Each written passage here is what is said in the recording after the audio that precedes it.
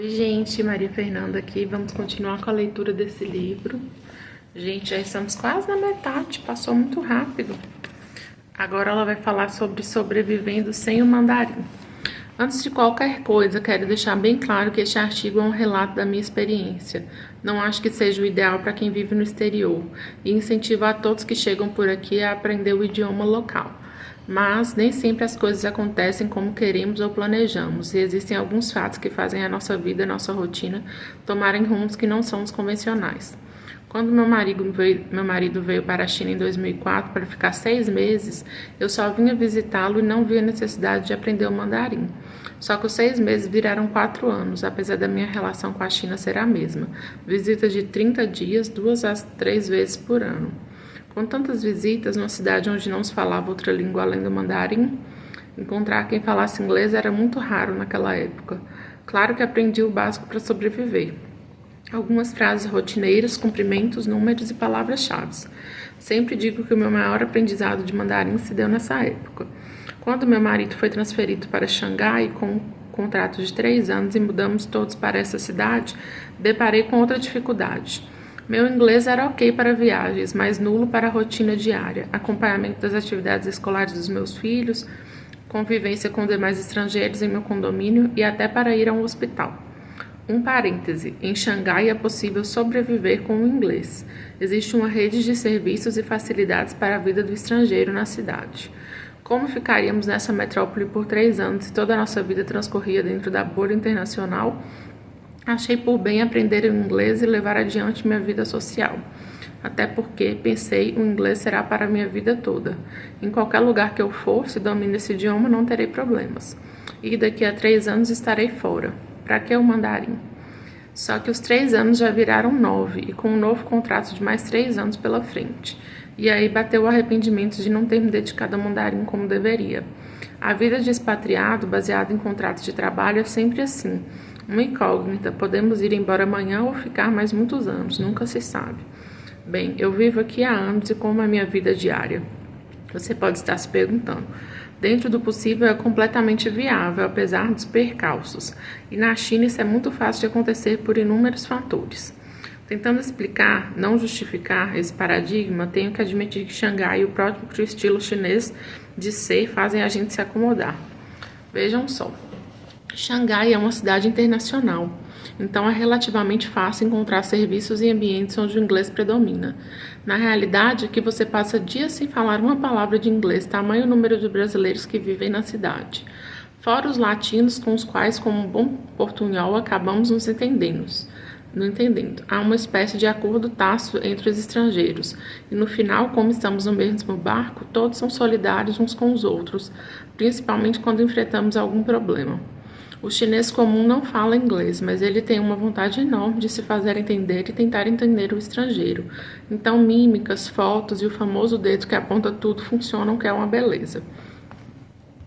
Os smartphones são a salvação de qualquer um desse mundo chinês, e fazer uso deles é mais do que necessário. Hoje, a maioria, além de dar tradução em mandarim e pinyin, escrita do mandarim romanizada, ainda fala a palavra para que você não saia pronunciando errado. Se bem que o que funciona mesmo é você mostrar a palavra escrita em mandarim. Porque vamos e venhamos, falar o mandarim como todos os seus tons não é tarefa fácil.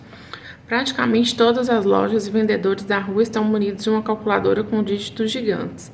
Eles querem vender, e como nem a linguagem das mãos dos números é igual à nossa, se eles mostrarem os 6 com os dedos, você vai chamar o vendedor de louco, pois estará mostrando o famoso hang loose ocidental. O melhor mesmo são os dígitos da calculadora. Escrever os números à mão também não é muito funcional, se não conhece um pouco dos costumes. Aqui não se corta o 7, o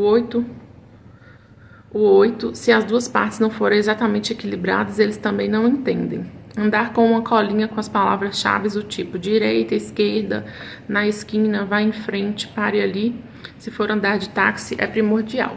Se não souber nada disso, ou mesmo que saiba um pouco, é imprescindível ter um endereço em mandarim de onde você quer ir e também do seu hotel ou residência.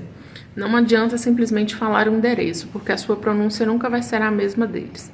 Outra coisa que pega é que motoristas de táxi, empregadas domésticas, atendentes de lojas, geralmente outras províncias e falam seus dialetos ou linguagem regional.